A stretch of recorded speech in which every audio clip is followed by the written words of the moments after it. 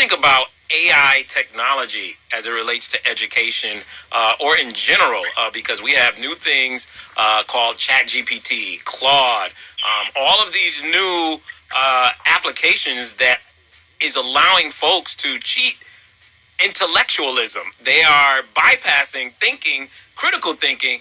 How detrimental is that for us as a black community? From a imperialist perspective, from a white supremacy domination perspective, from a capitalist perspective, artificial intelligence, along with the social media revolution, along with the internet revolution, along with the video game revolution, is a dream come true for them. Remember, what is the purpose of church and public school? To teach the people how not to think. That is the goal of education and religion. So now we are entering into a sphere now where the internet, I want to say this, IT stands for information technology. So I'm going to lump in AI, video gaming, social media. I'm going to lump all that into information technology. We are at a point now in the history of this planet where information technology may surpass church as the number one influence on the minds of everybody. I do not know if religion is strong enough to withstand the indoctrinating effect, to withstand the intoxicating effect of artificial intelligence, social media, video gaming, in the internet world. I think that information technology might have replaced Jesus. It might have. Wow. We already know the church hasn't had the children for at least the past 30 years. So they've been lost the youth. Yep. That's nothing new. But now they might even take the adults because, you know, the elders are getting older. And so that means that next generation, the people who are 60 years now, they didn't have a good 10, 20 years of information technology. I just don't think religion will ever have the control it ever used to be. But that's not necessarily good, although I don't like the control religion had. But I really don't like the control that information technology has, if you could follow what I'm saying. Yep. Because religion is boring, but you do it because you don't want to be on the other side of God, as you're taught, right? But it's boring. So you really got to hold people's attention in religion. That's why the pastor's oratorical skill is so effective.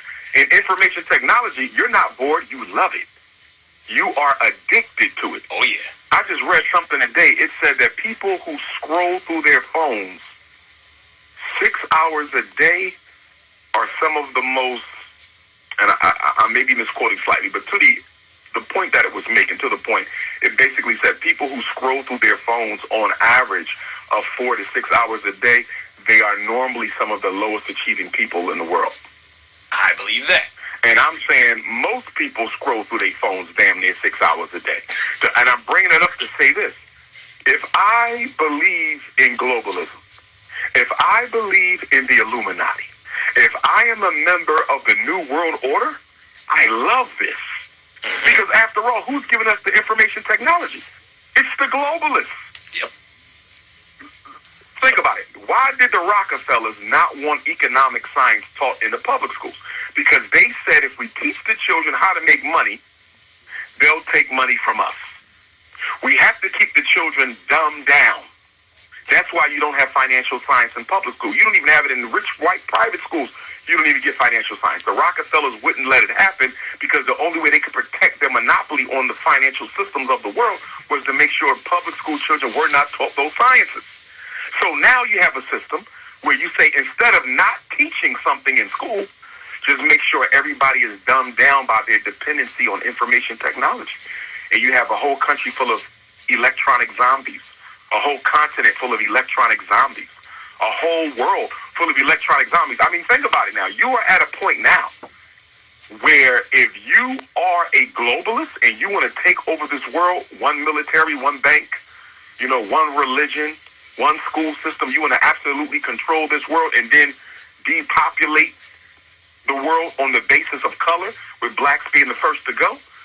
Artificial intelligence is a dream for the globalists in the eugenicists.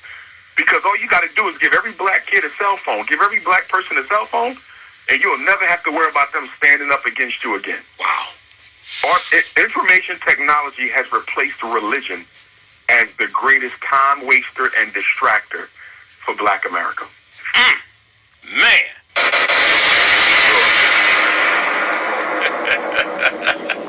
Because, I agree. I share the same sentiments as well, because I'll give you a quick example. I work in education myself and with young college students. And when we had a trivia for Black History Month, it was an embarrassment that they didn't know who our basic historical figures are. The traditional ones, the Martin Luther Kings, the Malcolm X's, the Rosa Parks, the regular folks that we were taught growing up, and many of them did not know who they were.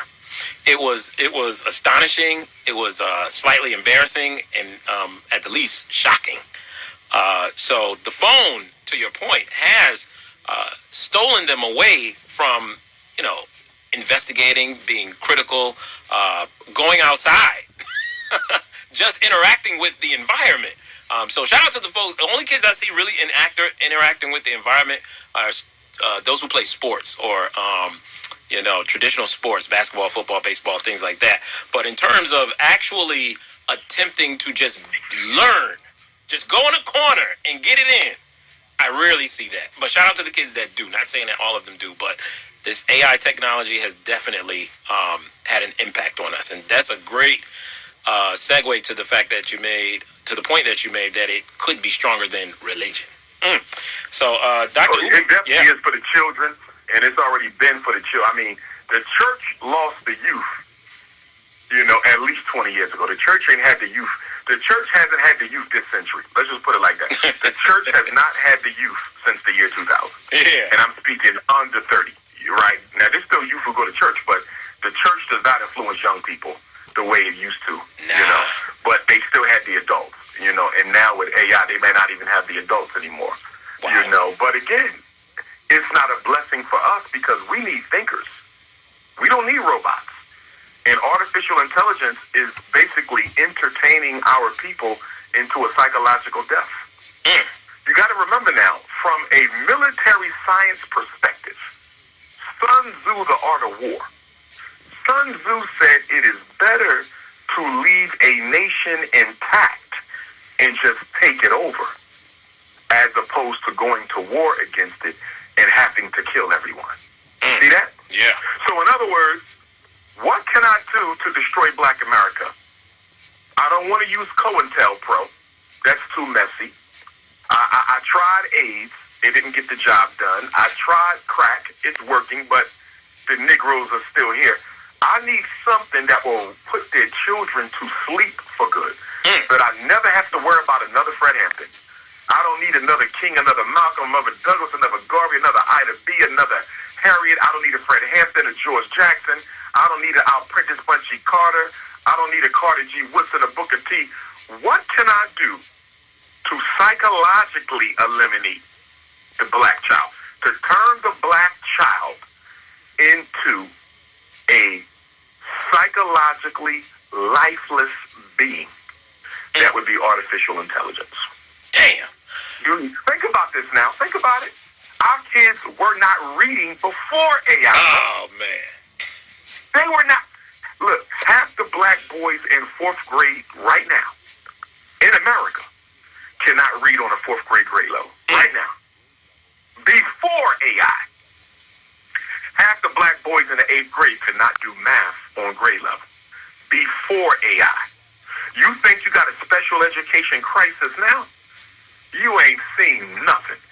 And given the fact that most of our kids are raised, 70% of them, in single-parented, female-led homes, you think that black mother is going to be able to keep all 2 and 3 of her kids off that cell phone long enough to do their homework? And then they talking about why we ain't got no black boys, black men are dropping out of college. They say there's far less black men in college now than there was a generation ago. Well, it really ain't going to be none now.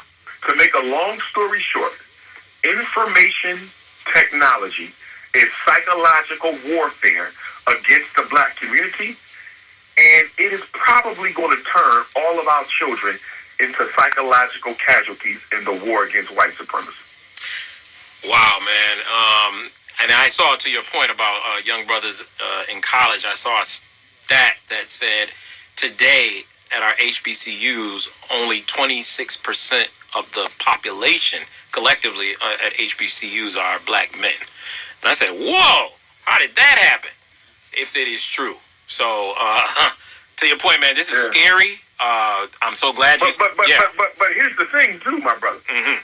I'm not automatically alarmed by it because the college degree isn't really providing black men with much opportunity. You right?